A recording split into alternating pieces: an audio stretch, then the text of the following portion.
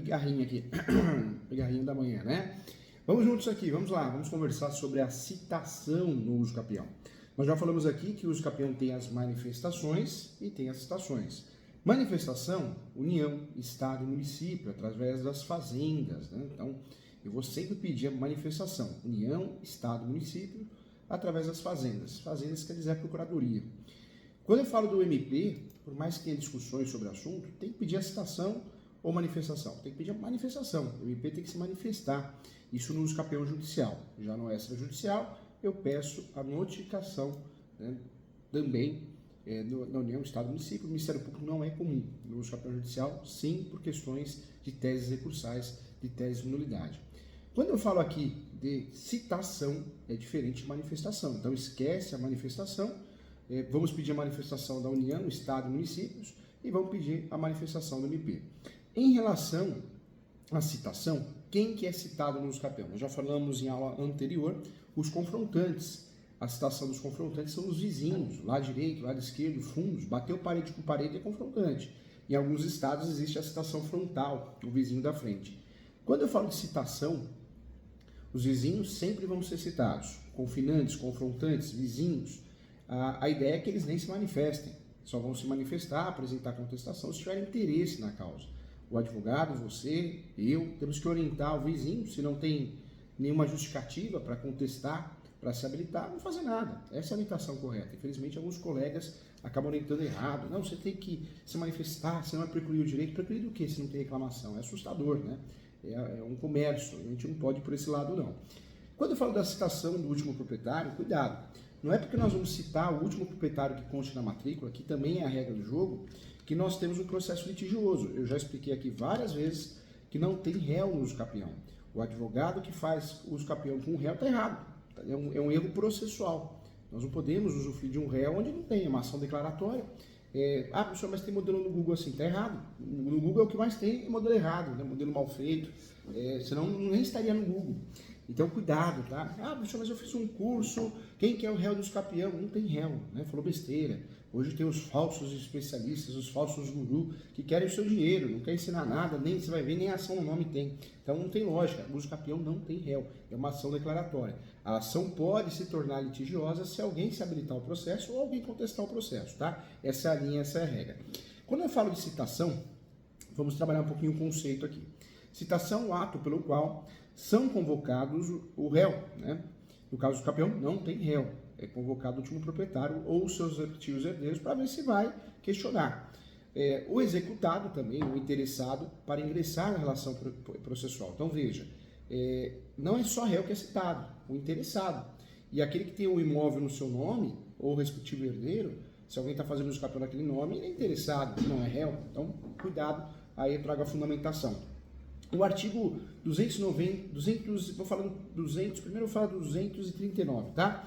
O artigo 239 do Código de Processo Civil, ele trata da seguinte maneira: para a validade do processo é indispensável a citação do réu ou do executado, ressalvadas as hipóteses de indeferimento da petição ou da improcedência liminar do pedido, tá? Então, o artigo 239 do Código de Processo Civil, 239, ele é muito claro nesse sentido.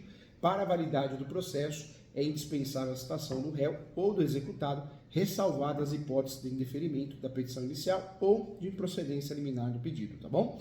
Outro conceito que eu trago também, a citação é uma marca, sim, do dialogismo, é isso mesmo, dialogismo linguístico, feita para sustentar uma hipótese e reforçar uma ideia ou ilustrar um raciocínio. A citação ela oferece ao leitor respaldo para que ele possa comprovar a veracidade das informações fornecidas e também possibilitar o seu aprofundamento, tá? Essa parte mais teórica aqui no sentido da palavra. A citação, gente, é o ato de referir-se a algum texto, né, a uma citação expressa, uma ideia, opinião de um determinado autor. Isso na língua portuguesa. A citação no meio processual é comunicar. Eu estou comunicando a alguém para que ele saiba do processo. Cuidado que citação é uma coisa, manifestação é outra que nós já conversamos, e existe a intimação. Nós somos intimados nos atos processuais toda vez que existe uma pendência, uma dúvida, precisa responder alguma coisa, são atos processuais, tá bom? Então é diferente. Conforme definição do artigo 238 do Código de Processo Civil, é chamada de citação um ato processual que convoca o réu executado ou interessado para fazer parte do processo. Trata de formalidade essencial para a validade do processo. Então, isso também é importante falar. Quando eu falo de citação, nós temos novidades, claro que temos. A citação digital, e aí, professor, vale ou não vale? Não é o que falam por aí, citação por WhatsApp, citação, não, eu preciso ter um prévio cadastro para conseguir usufruir dessa citação. Muita bobagem é falada, né? Então vamos conversar sobre isso também. Quando eu falo de citação, gente, eu quero trazer para você, lá do início, o artigo 238 até o 259 do Código de Processo Civil, o novo Código de Processo Civil, o atual Código de Processo Civil. Então nós temos 238 até o 259. Eu quero trazer para você as principais informações. A citação é um dos principais momentos do processo. No uso capião, nós estamos pulando para a segunda fase. Começou a citação, a segunda fase. A terceira, a perícia, a última já é o momento que o juiz vai julgar. A citação é um dos principais momentos do processo. Isso porque, a partir dela, os réus, né, executados ou interessados são chamados a participar do processo e, portanto, torna-se ciente, de fato, das eventuais consequências da lide. O uso capião não tem lide por ação declaratória, mas, em regra, a citação compõe, desse modo, né, uma importante etapa da presunção da garantia do direito de defesa e do contraditório. Isso aparece também no artigo 7º do Código de Processo Civil atual. O artigo 238 do Código de Processo Civil é muito claro. A citação é o ato pelo qual são convocados os réus executados ou interessados para integrar a relação processual. Já até falei sobre isso. O 238 caput traz também conceitos importantes. Traz, então, o conceito de citação no processo civil e remete dessa maneira o artigo 213 do Código 73, o Código Antigo, conforme o 238 do novo CPC, a citação ao ato de convocação para integrar a relação processual, o réu, o executado interessado. Quero lembrar você, o 239, ele esclarece muito bem que para a validade do processo, independente do processo, é indispensável a citação do réu ou do executado. No uso capião é indispensável a citação do último proprietário consta na matrícula, mas ele não é chamado de réu, tá? Ressalvadas as hipóteses, então nós temos exceções aí.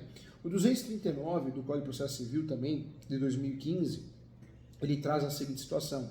Em diálogo, né, com o 214 do CPC de 73, dispõe que a citação do réu ou do executado é requisito de validade processual. No entanto, diferentemente do dispositivo anterior, o Código 73, o artigo 239 do novo CPC prevê como ressalvadas as hipóteses de indeferimento da petição inicial. O antigo Código não. Isso aparece no 230 do Código de Processo Civil. Ou de improcedência liminar a pedido, 232. Veja que nós temos já mudanças aí. Outro ponto importante, o 239 fala do comparecimento espontâneo do réu, do executado. E é o que pode acontecer no uso capião. Pode ser citado alguém para apresentar contestação, e pode apresentar contestação, mas pode se habilitar como terceiro interessado. A habilitação como terceiro interessado no uso capião é muito comum. Isso deve ser feito, inclusive, antes da citação. Eu sempre falo para os meus alunos com muito carinho. O 239 esclarece o quê? Que caso a citação não seja efetivada, ou seja considerada nula, mas o réu ou executado comparecer espontaneamente será considerada, então, suprida. E o prazo para contestação, conforme artigo 335 do novo CPC, ou embargo de execução, contudo, começa a contar da data do comparecimento nos autos. Tá? Então, outro ponto importante. O 239, ele vai esclarecer a rejeição da alegação de nulidade. No processo de conhecimento, o réu será considerado revel. E no processo de execução, a execução prosseguirá quando não tem resposta, né? Revel, revelia. Então, também é importante. Os capião é a mesma coisa. Eu trouxe o exemplo dos vizinhos. Não tenho prejuízo nenhum, foi citado. Meu vizinho está fazendo os capião, não preciso aparecer no processo, não preciso falar nada, tá? O artigo 240 do CPC também é muito claro. A citação válida ainda quando ordenada por juízo incompetente, induz litispendência e torna litigiosa a coisa e constitui em mora, né, o devedor, ressalvadas as hipóteses do 397 e também do 398 da Lei 10.406. Então, cuidado, é o Código Civil, né? É o Código Civil. Efeitos da citação. O artigo que vai trazer para nós o estudo é o 240. O 240 eu falo que ele conversa, diáloga com o 219, né, do Código de Processo Civil de 73. E dispõe dessa forma sobre os efeitos da citação. Segundo o dispositivo, induz a litispendência, torna a coisa litigiosa e constitui em mora o devedor. Cuidado que o uso capião não torna a coisa litigiosa, simples citação, porque a ação de origem ela é declaratória, ok? É importante também se atentar que a menção da citação ordenada pelo juízo incompetente, ou seja, ainda que a incompetência do juiz, né, do juízo seja distinta, a citação produzirá sim efeitos necessários, uma vez que cumpre o seu papel de integrar o réu executado ou interessado na relação processual. Então, isso também é um ponto importante que nós vamos falar. Em relação à interrupção do prazo prescricional, o novo CPC, ele traz no 240, ele esclarece que, de fato, o prazo prescricional, desse modo, a citação válida tem como efeito também a interrupção da prescrição.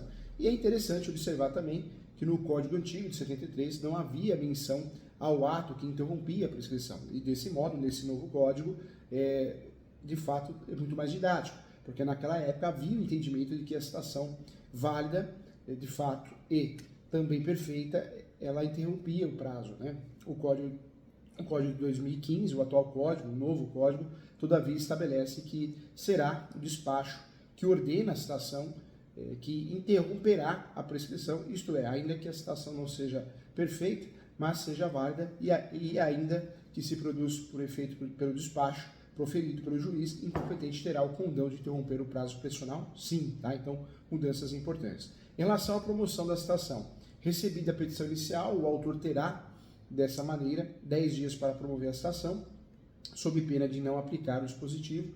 Eu posso pedir prazo suplementar, posso pedir ajuda para fazer pesquisa, SUS, Justiça Eleitoral, mas eu tenho que promover a citação. É uma regra do 240, no uso capião a mesma coisa. Em relação à mora do judiciário, também o 240, isso aparece no parágrafo 3º. Quando a demora, entretanto, decorrer exclusivamente do serviço judiciário, a parte não poderá ser prejudicada, como, por exemplo, pelo advento da prescrição. Isso é um ponto importante também. Em relação à interrupção dos prazos decadenciais e extintivos, o parágrafo 4º, artigo 240 do novo CPC, por fim, aplica-se também os prazos decadenciais e extintivos previstos em lei.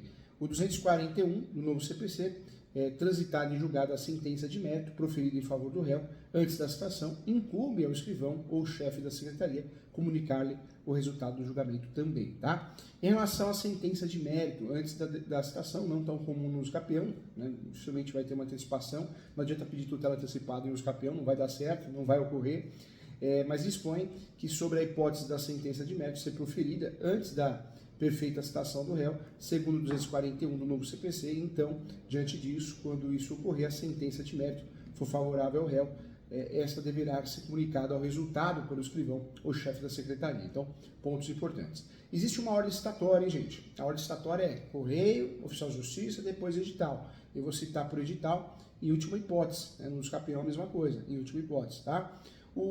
Nós temos vários estudos importantes que eu quero trazer para você. Dentro desses estudos, eu quero falar aqui a respeito da citação pessoal. A citação pessoal é oficial de justiça. No uso capião é comum, isso pode ocorrer. Existe também a citação do ausente, quando a parte a ser citada por ausente, a citação se realiza em uma das seguintes pessoas, quando a ação se originar de fato de atos que podem ser praticados. Aí nós temos o mandatário, o administrador, o preposto e o gerente também, tá bom? Então finalizamos a aula aqui, agradeço a você, até a próxima aula.